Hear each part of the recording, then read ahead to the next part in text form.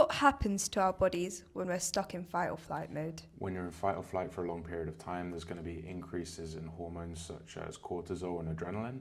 This is going to have other downstream effects on your physiology. There's also going to be changes in posture. You might feel tension or pressure in your neck or shoulders and in the base of the skull. And how does the upper cervical spine affect our stress and anxiety levels? It's going to affect it in a couple of different ways. So one is it has the potential to affect your vagus nerve.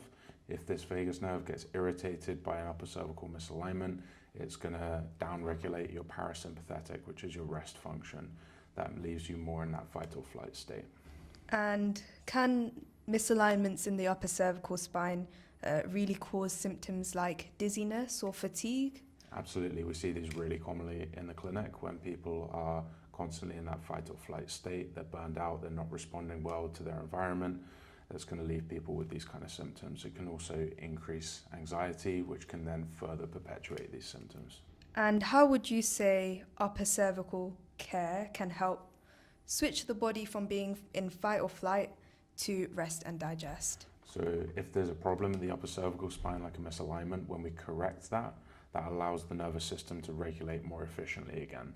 That allows us to switch between fight or flight and rest and digest at the appropriate times, because we don't want to always be in rest and digest as well. We need both of these systems to work at the appropriate time. So what changes do clients notice usually after an upper cervical adjustment? One of the most common things that I see, particularly in people who are really stressed out, is after their first upper cervical adjustment, they will sleep very well.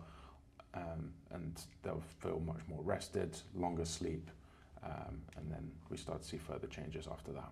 And if someone watching this feels constantly tense or anxious, what's one thing they should know?